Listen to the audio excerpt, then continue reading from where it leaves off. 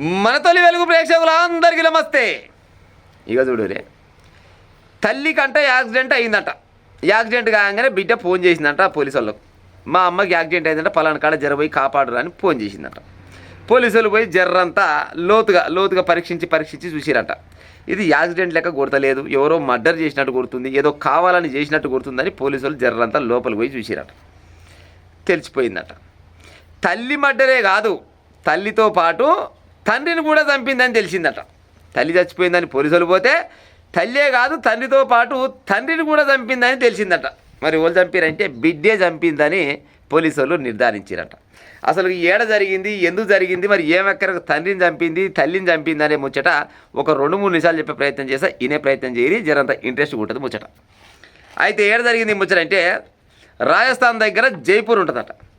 ఈ జైపూర్ దగ్గర ఈ దిగశెట్ట బిడ్డ పేరు ఏం పేరంటే ఆయుష్ శర్మ. ఈమె పేరు ఆయుష్ శర్మ, తల్లి పేరేమో నీరజ్ శర్మ, తండ్రి పేరేమో విజయ్ శర్మ అంట. ఈ విజయ్ శర్మ అంటే ఆయనకు ఈ బిడ్డ కాకుండా ఇంకిద్దరు పోరగాలు కూడా ఉంటారట. పోరగాలు జరంత చిన్నోళ్ళట. అయితే ఈ విజయ్ శర్మ ఏం పని చేస్తారంటే అక్కడనే జైపూర్ దగ్గర ఒక కోర్టు ఉంటుందట. ఆ కోర్టులో మాస్టర్గా పనిచేస్తున్నాడు. కోర్టు మాస్టర్గా ఉద్యోగం సంపాదించినట్టు ఆయన. ఆ ఉద్యోగం మీద కన్ను పడ్డది బిడ్డకు. ఎట్టనైనా చేయాలి, ఈ ఉద్యోగం నేను సంపాదించాలి, ఈ ఉద్యోగం సంపాదించాలంటే అయ్యి ఉండదు దమ్ముండదు అనుకొని ఏం చేసింది, తండ్రి కంట ఆరోగ్యం బాగాలేదంట. పోయిన సంవత్సరంలో ఆరోగ్యం బాగాలేకుంటే నాయనకు నేను బాగా చేసుకొస్తా అని చిన్నగా తీసుకొని పోయిందట. ఏదో మారుమూల గ్రామం కొనబోయిందో ఎవరికి తెలియని దవాఖాన కొనబోయిందట. అంటే వీళ్ళకి తెలియని దవాఖాన, వాళ్ళు తెలియని ప్రపంచంలో తెలియని దవాఖాన ఎందుకు ఉంటుంది, కానీ చాలా దూరం కొనబోయిందంట. చాలా దూరం కొనగానే డాక్టర్లు చెప్పారంటే ఈయనకు చాలా జాగ్రత్త చూసుకొని ఈయనకి ఏళ్ళకింత ఆ గ్లూకోజ్ పైపులు అయ్యో ఉంటాయి కదా, అందులోకి వెళ్ళి ఆహారం అవి ఇస్తుండాలి, జర జాగ్రత్త చూసుకోరని నోట్ల పైపు గీపి పెట్టి డాక్టర్లు చెప్పారంట. ఎందుకు సార్ మా అయ్య నేను చూసుకుంటా అని చెప్పిందట. కొనబోయి 3 నెలలు కొనబోయిందట. 3 నెలలు కొనబోయినాక ఇక ఎక్కడ పోయింది, ఫోన్ లేదు ఏం లేదు, ఆ సచ్చిరా బతికిరా ఎవరికి తెలియదంట. పాడైపోయిన ఎక్కడ అనుకున్నా 3 నెలల తర్వాత తీసుకొచ్చిన 4 రోజులకే చచ్చిపోయిందట. ఎట్లా చచ్చిపోయాడు, ఈమె ఏదైతే యోగక్షేమాలు తీసుకోవాలని చెప్పిండ్రు డాక్టర్లు, వాళ్ళు ఏమైతే చెప్పారో దానికి మొత్తం ఆపోజిట్గా పనిచేసిందట. ఆ ముసలాయనకు టైంకి బువ్వ పెట్టకపోయేది. అంటే బువ్వ అంటే ఆరోగ్యంగా ఇప్పుడు ఆహారం ఉంటుంది కదా, ఎంతో గ్లూకోజో లేకపోతే పండ్ల రసాలు అయ్యో ఇవ్వాలి కదా, అవన్నీ చెప్పేదంటే గడుకోసారి అదేంటి బిల్లీలు ఇంటి గడుకోసారి ఉడవీకేదంటే తీసేదంట. ఉడవీకంటే పెట్టాడు. అంటే ఎప్పుడు చచ్చిపోతాడు మా అయ్యా అని గోతికాడి నక్క లెక్క ఎదురు చూసుకుంటూ కూర్చుంది. చివరికి తండ్రి చచ్చిపోయాడు. తండ్రి చచ్చిపోయిన 3-4 నెలలకో ఏమో వాళ్ళ అమ్మకు ఉద్యోగం కావాలని పోయిందంట. అది మన కారుణ్య నియంత్రణ ఏమంటారు, కారుణ్య నియామకం ఏమంటారు కదా, కారుణ్య నియామకం కింద వాళ్ళ అమ్మకు ఉద్యోగం వచ్చిందట. వాళ్ళ అమ్మ ఉద్యోగం చేస్తుంది. బిడ్డ గోలేంది, ఆ ఉద్యోగం కొట్టాలనే తండ్రిని చంపే.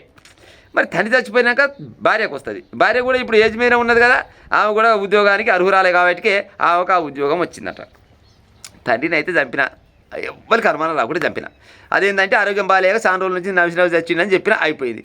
మా తల్లిని చంపాలి, మళ్ళీ ఆస్తి చాలా ఉంటే ఆస్తి కావాలన్నా ఉద్యోగం కావాలన్నా ఏం చేయాలనుకుందంట చిన్నగా.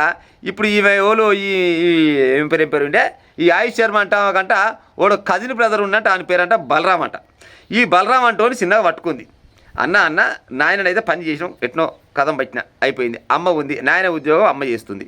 ఎట్నైనా చేసి అమ్మను కూడా చంపాలి. అమ్మని చంపితే ఆ ఉద్యోగం వస్తుంది, ఎంతో కొంత ఎల్ఐసి బిల్ఐసి ఇన్సూరెన్స్ ఉంటాయి కదా, ఆ డబ్బులు కూడా వస్తాయి. యాక్సిడెంటల్గా చచ్చిపోవాలి, మళ్ళీ నార్మల్గా చావద్దు అని ఈ బలరామ్ అంటోని చెప్పిందట.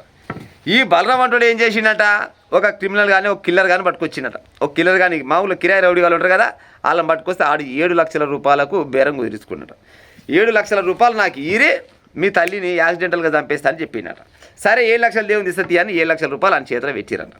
చేతిలో పెట్టంగానే ఏది ఈ నెల అనుకుంటా, ఈ నెల 3 తారీఖు నాడు చిన్న కొడుకు కంట ఏదో ట్రైనింగ్ అది కోచింగ్ ఉందని చిన్న కార్లో తీసుకొని పోయిందట ఈ తల్లి.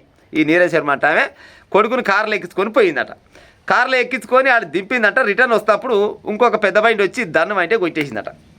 దండం అంటే టక్కర్ చేయగానే ఆ యాక్సిడెంట్లో తల్లి చచ్చిపోయింది. యాక్సిడెంట్లో చచ్చిపోయింది కదా, యాక్సిడెంట్లో చచ్చిపోయిందని పోలీసు వాళ్ళకి చెప్పారట.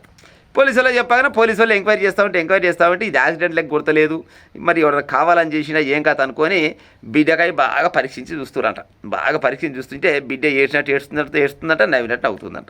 ఎంతసేపు బిడ్డకి అర్థమైపోయింది తల్లివాయే ఇక ఉద్యోగం నాదేనా, ఇక తమ్ముళ్ళ చిన్న పోరగాలేనా, ఇక ఉద్యోగం నాకే ఉంటుంది, డబ్బులు మొత్తం నా దగ్గరనే ఉంటాయి, అవసరమైతే తమ్ముళ్ళని కూడా రేపు మాపు లేపేస్తాను అనుకుందేమో పాడైపోను. కానీ ఇక ఆ పోలీసు వాళ్ళకు ఈమె ఏడ్పు పైన ఈమె తిరుగుళ్ళ పైన డౌట్ వచ్చి చిన్నగా ఆమెను అడిగారట. అమ్మ ఆయుష్ శర్మ, మరి మీ అమ్మది నాకు ఎందుకో డౌట్ కొడుతుంది, ఈమె సహజ మరణం లేక కొడతలేదు అంటే యాక్సిడెంట్గా చచ్చిపోయినట్టు కొడతలేదు, ఎవరో కావాలంటే అక్కర చేసినట్టు అనగానే బెదిరిందట.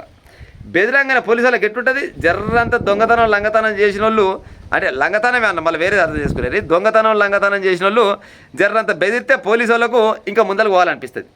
చెప్పు బిడ్డ ఏదో కథ వేరే ఉన్నట్టు చెప్పంటే అప్పుడు చెప్పిందట, మా అయ్య ఉద్యోగి అయితే మా అయ్య కర్మజాలు చచ్చిపోయిండు, ఆ మయ్య సావులో నాకైతే ఎలాంటి ఇది లేదు, కాకపోతే మా అమ్మని మాత్రం నేనే కావాలని చేసిన సార్ అని చెప్పినట్టు. అప్పుడు వచ్చి ఈ ఓలామె ఈ ఆయుష్ శర్మ అంటామె మేనమామ బయటకు వచ్చి, సార్ అసలు జరిగిన విషయం గిది, మా బావ చచ్చిపోవడానికి కూడా కారణం మా కోడలే, అంటే ఈవెనే. ఎట్ట చచ్చిపోయిండే మీ బావ అంటే ఆరోగ్యం బాగాలేదని కొనబోయింది, 3-4 నెలలు కొనబోయింది, ఆయన యోగక్షేమాలు చూడలే చేయలే, మొత్తం దగ్గర పడ్డాక తీసుకొచ్చి ఇంట్లో వేసిన 2-3 రోజులకి ఆయన సుత్త అయిపోయిండు. అట్టెట్ట అంటే దేవుని దయ అని చెప్పింది, దేవుని వీళ్ళ మనవే అనేది దేవుని బదనం చేసి అప్పుడే కూర్చుంది. నాకు ఇప్పుడు డౌట్ వస్తుంది, మా బావ సాగుకు కారణం ఈవెనే, ఇవాళ నా అక్క చచ్చిపోవడానికి కూడా కారణం ఈవెనే, మా అమ్మగారిని ఈవెన్ కొనవే లోపలేరు సార్ అని చెప్పిండట. పోలీసులు కొనవే లోపలేసిరట. ఉద్యోగం ఎట్టొచ్చి పడేద్దిగా, ఉద్యోగం ఎట్టొస్తుంది. ఇప్పుడు తల్లిదండ్రులు బతకాలని కోరుకోవాలి, కానీ తల్లిదండ్రులు సంపాదించిన ఉద్యోగాన్ని ఈమె చేయాలని తోడి తల్లిదండ్రులు సంపాలని చూస్తున్నా. ఇది ఎంత దిగచెడ్డది కావచ్చు, ఇది అచ్చకారిది కావచ్చు. ఆయమన్న పిల్ల అయితే చదువుకొని ఉద్యోగం వచ్చే ఉపాయం చేయాలి. అమ్మో చదువుకొచ్చే చాలా ఖర్చు కాదు, చాలా ఖర్చు పక్కకు పెట్టు, కానీ చాలా కష్టం కాదు.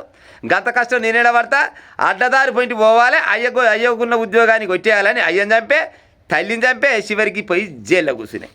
ఇక ఉద్యోగం వస్తున్నాయి ఈమెకు.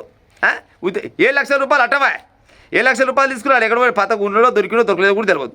ఆడోడో కూడా ఆయన పేరు కూడా ఇవ్వలేదు ఇవాళ. మరి గిట్ట పాడైతే ఎట్ట పాడైతే అసలు చెప్పురిగా. రాజస్థాన్లో జైపూర్ దగ్గర జరిగిందంట. అమ్మలారా మీకు దండం పెట్టాలి. కొంతమంది అందరు అంటలేను, చేసుకున్న మగ నీ బతకనేరా ఇది, గట్టిన ఎవడన్నా లవ్ చేసిన నీ బతకనేరా ఇది, గట్టిన ఎవడన్నా పెళ్లి సంబంధం గురిపించుకొని 4 రోజుల పెళ్లి అయితే ఆయన్ని బతకనేరా ఇది, చివరికి అయ్యమ్మని కూడా బతకనేయకు. ఎట్ట పాడవుతారు కొంతమంది ఆడవాళ్ళు. మా అమ్మగాని మారే ఉపాయం చేయరు, మీకు దండమన్న పెడతాం కానీ.